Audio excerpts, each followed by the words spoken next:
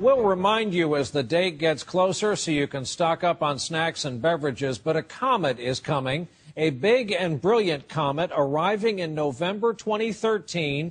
It could potentially be 15 times brighter than the moon and visible in broad daylight over the U.S.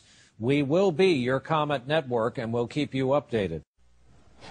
Late this year, there's a new comet that's going to blaze across the sky. Experts say ison is going to be dazzling. That is late November. The brilliance lighter, brighter than the full moon. Chad Myers is going to actually show us a little bit a preview here. Hey, Chad. This could be really cool. I mean, I watched Halley's Comet as a kid go across the sky. I'm kind of not really a kid. I was older than a kid, but okay.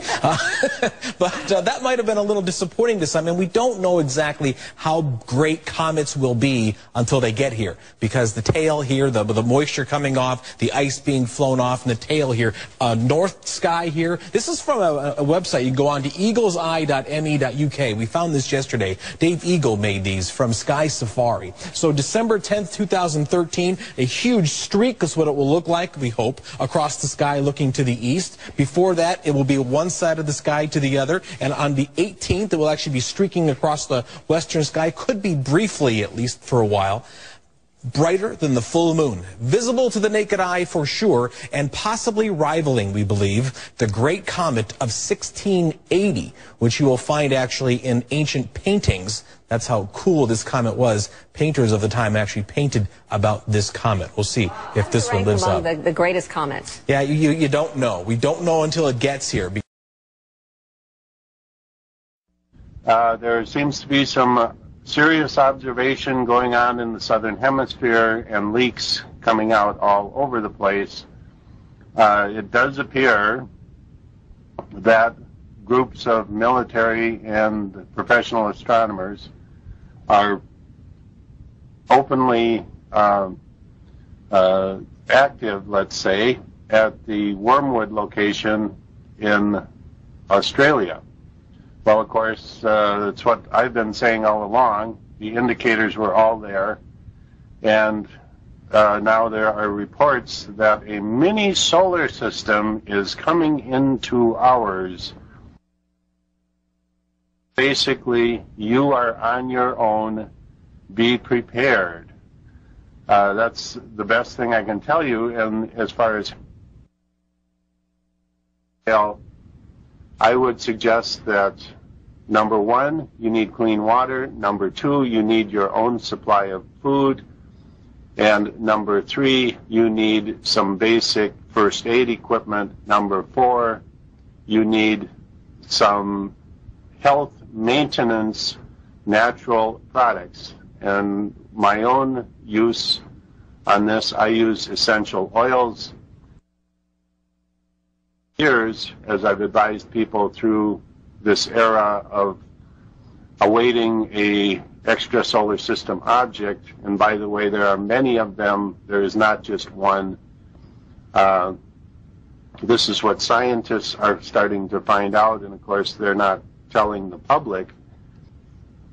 And it does appear, I've been saying this all along, it now appears that there are leaks coming out of the southern hemisphere, of the number of astronomers down there looking at what they are calling a mini solar system moving into ours. This is what apparently Harrington saw back in the early 90s, and in the forefront was, of course, Hale-Bopp, but the comet nucleus that eventually became Hale-Bopp, somewhat of a mini solar system in its own right, but certainly much smaller than the much bigger object coming in behind it. And this would be coming in from the southern hemisphere. The point is, forget about dates. As I said last week and the week before, don't worry about dates. Or don't worry about internet chatter. Don't think you're going to all of a sudden wake up someday and hear on the evening news that, gee, a big object is coming in, and here's the date it's going to be here, folks. That is not going to happen. That's not going to happen on the evening news. My advice is simply to be prepared. If you are not prepared, then what are you thinking about? Are you, and the other thing is, I'm not preaching for people to get prepared because some people don't want to. I have a friend who said, I want to go up to my roof, put a big X on it, paint a big X on my roof, and if something comes in, I want to say, hit here first. That's what one of my friends says. So not everybody wants to be prepared. Not everybody wants to go through the rigors of living through a very difficult time and try and come out the other end when the success rate is going to be very low. So at any rate, but man is a survivor. He's historically been a survivor. The fact that we are here today is a testament to the fact that man has been a survivor.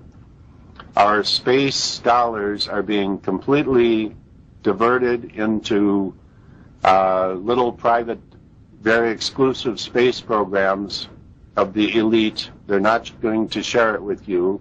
They're not going to share their cave systems with you.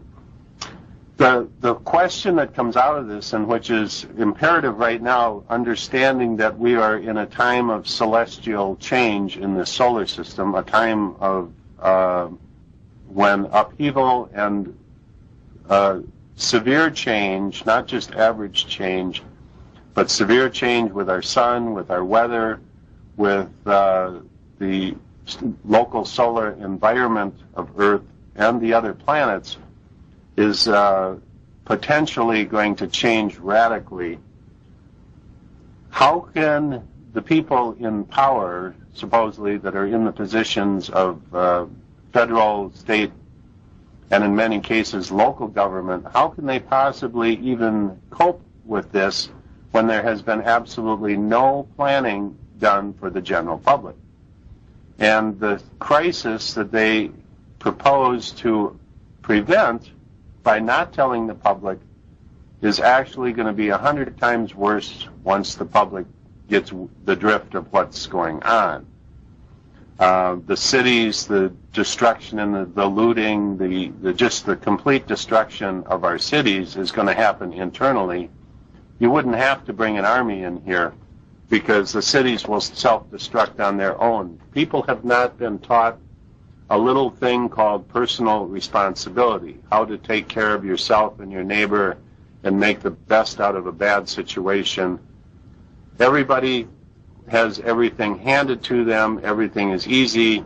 You simply go to the mall with your credit card and everything's taken care of. When all of that changes, I call it the 95% rule. 95% of the public is going to wake up one day with nothing. And the real survivors are going to find a way to deal with all of these situations. And it's not going to be, it won't take long, it's not going to be pretty, but when these major events happen, it's going to happen very quickly. One thing we found out from Comet Bradfield is that these objects, of course, NASA sees them coming from a long time out, from a long distance away, but the public is going to have a week or 2 or 3 notice, is my prediction. And that's all, because we don't have the ability to get to the locations to observe what they are observing and not telling us about. It's a very difficult thing. I've personally tried it myself. And really, once again, especially in the time frame we're in right now, the May time frame, in June, these, of course, are the times that Harrington said were the observing times for those southern locations. So isn't it interesting that in the month of May and June, Australia has all of a sudden become extremely active with astronomers and military types hanging around the Project Wormwood facility in Australia. Now, I'm running out of time here, so I just want to recap what we might see as people on Earth. We may see large numbers of comets. We may see other planets capturing comets. We may see new moons evolving around other planets. We may see planets encountering medium or small or large comets with devastating results. We may see comets coming close to Earth with devastating results.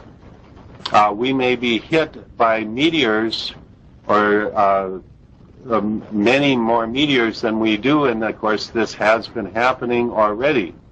In the past year, many bolide type objects coming in and striking Earth.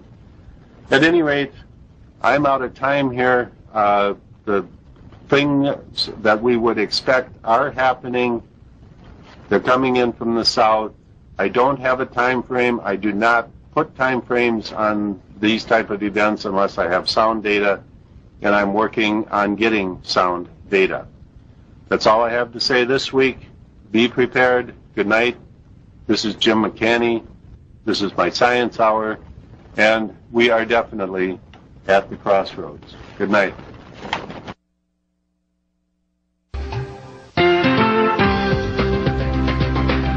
Live from the Weather Channel, this is Weather Center.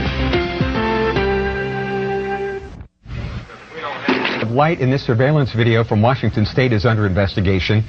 The National Weather Service ruled out all weather-related reasons for this flash. Military officials believe a meteor may have shattered as it passed through the atmosphere. Welcome back to the Weather Channel Evening Edition. I'm Dave Schwartz.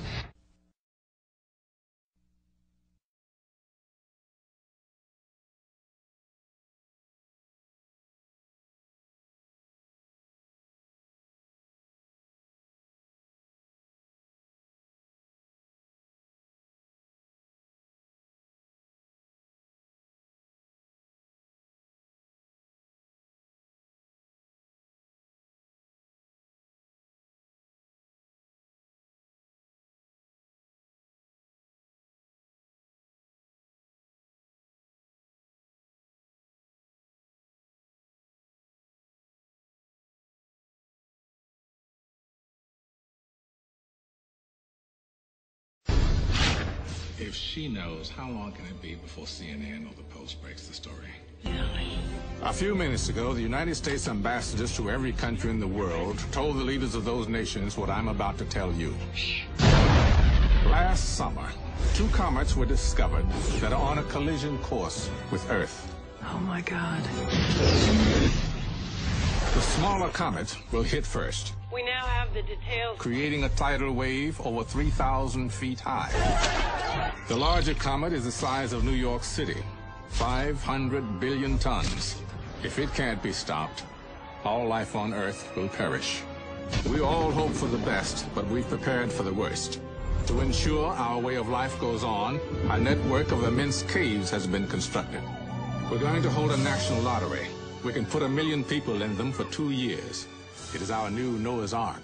If you marry me, I can get you into the Ark, so you can live. No men and women over 50 will be included in the lottery. Don't worry about me. I'm going to be happy as long as I know you're going to live. To have and to hold. If the world does go on. To love and to cherish. It might not go on for everyone. Till death do you part. Be good. Be good.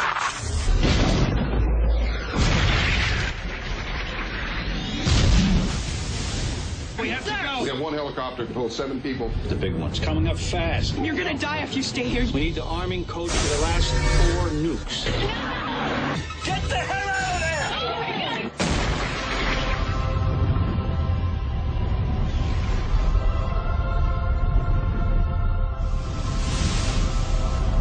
I want you to take the baby.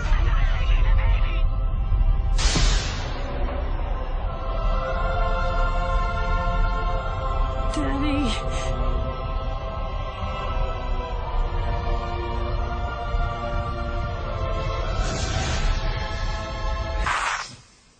Good luck to us all.